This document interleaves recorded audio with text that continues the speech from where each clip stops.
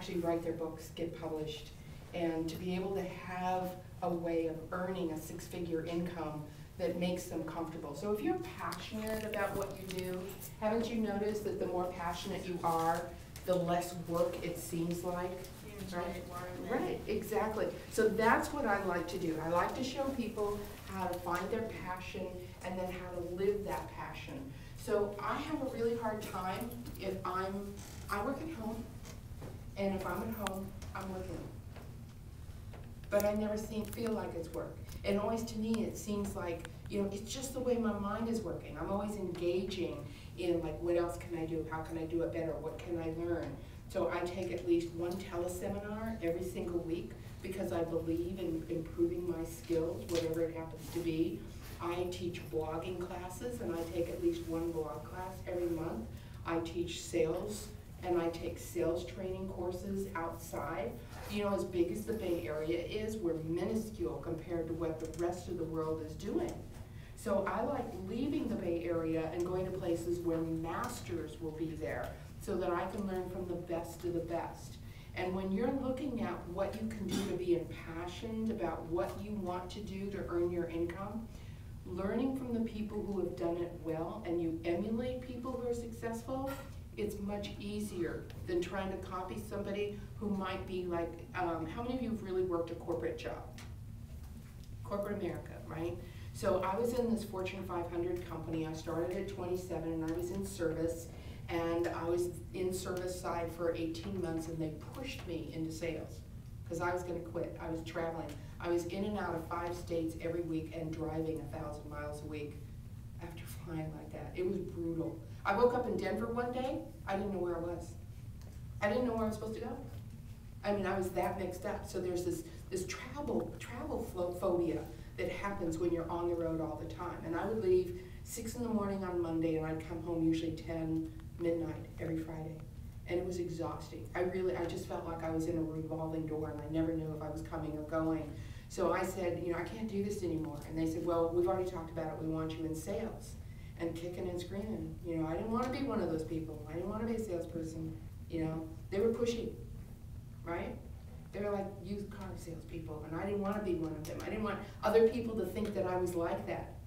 But they kept saying, we watch what you do with the clients, and you're selling anyway. But I had a concept of selling to what people needed, not what I had, right? So the difference between Russia's economy and the United States economy is, we have salespeople that explain to you, if you do this, here's the result. Another salesperson comes along and they say, if you do that, this is what you get, right? So we have that middle person who has to be really educated. They have to be able to know how to communicate, how to have the skills to teach other people why they want to work with them.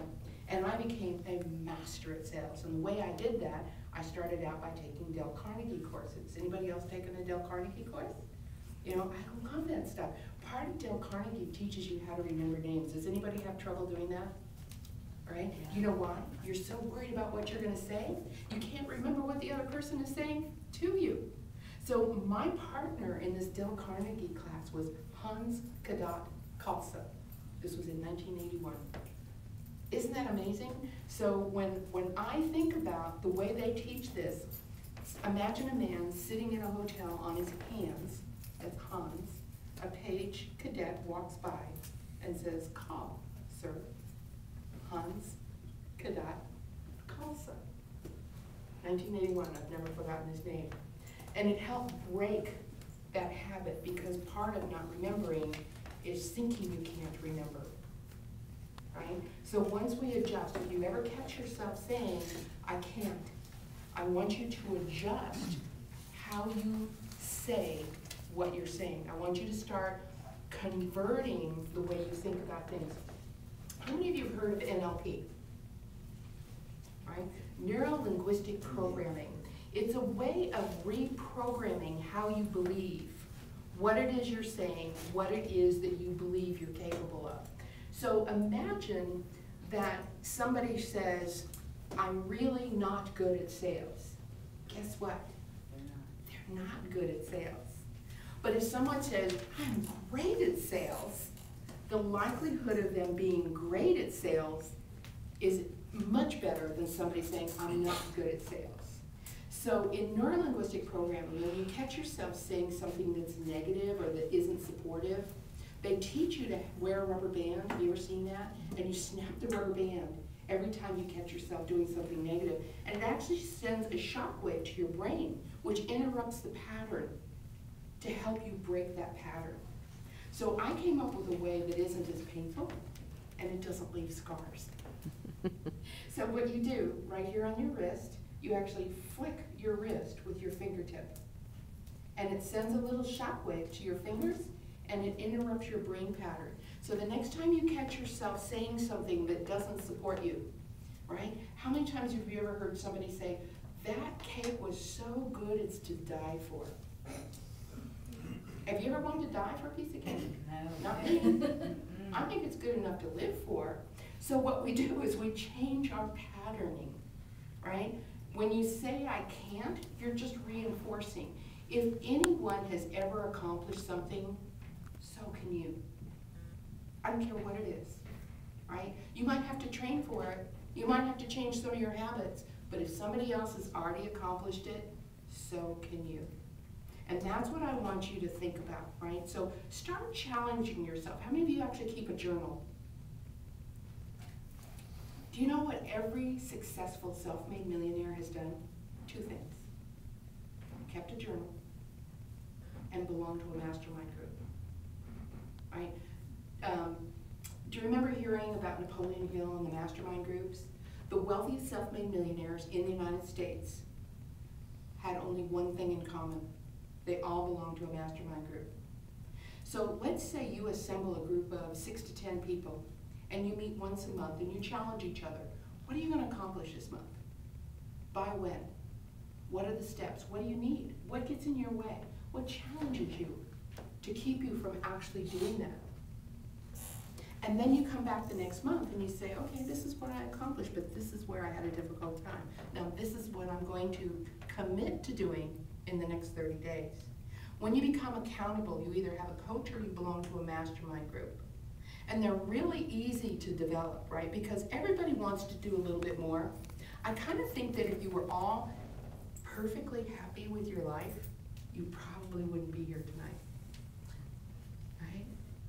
And it's not to say that you're doing anything wrong. It's just that sometimes we need some encouragement. We need some outside help. We need someone that can actually open a door or introduce us to someone.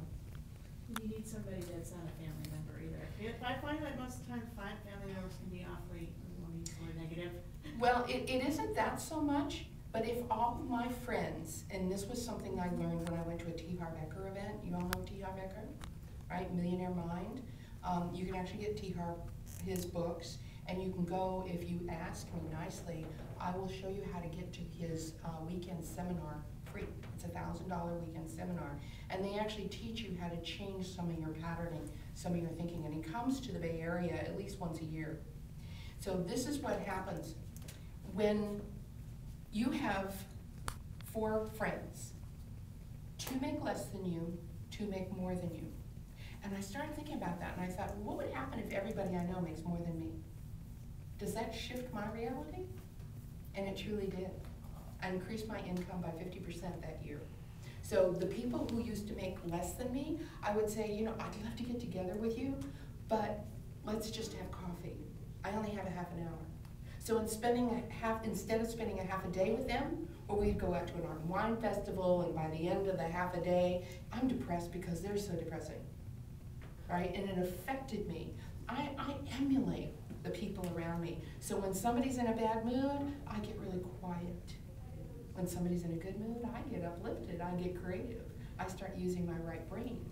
You know, I become more engaged. So that's what I want you to think about, is pick and choose the people. So your family is not necessarily being negative, but if their reality is, you have a job, you work 8 to 5, you work until you retire, and that's life.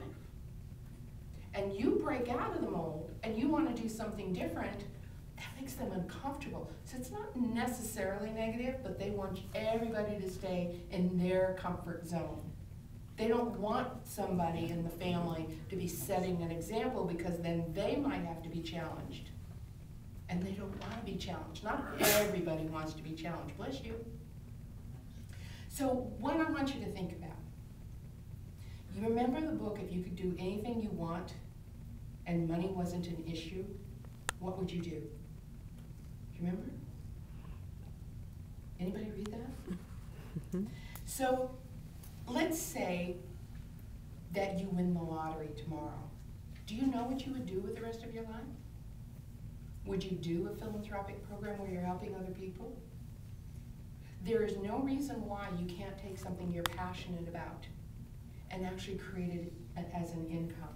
So I had a business organization, Elite Leads Business Development, for 20 years. I shut it down a year ago, and I taught entrepreneurs. I would have groups of 15 to 25 people that would come once a month, and I would say, what do you need? Go meet this person, go do this, go to this event, go out and speak, here's how you speak, here's how you do all these things. And without fail, every single person increased their business by 25% within 6 months. Pretty cool, huh? Because all they had to do was show up. Woody Allen says 80% of success is showing up. Right? So you're here, you're 80% there. Now it's just up to you to take action. So this is what happens. You decide what it is that you want to do, that you're passionate about. Now, I truly believe this. Anybody ever have a party line when you were growing up? Yeah. Right? There were actually 10 families on our phone line. So you pick up the phone and you hear someone talking, you hang it up. Pick up the phone, somebody else is talking, you hang it up. Maybe the 4th or 5th time you finally get a dial tone. So now you're talking, somebody else picks up the phone and kind of listens, oh, Sharon's talking. I believe life is like a party line, right? So when I'm talking about the things that I'm passionate about, people are listening in. They might be coming from a different place, they might have different connections, but all of a sudden these other people are coming in line to play with me. And I have proof of this time and time again. How many of you are on Facebook? Not everybody? You're not. Okay, so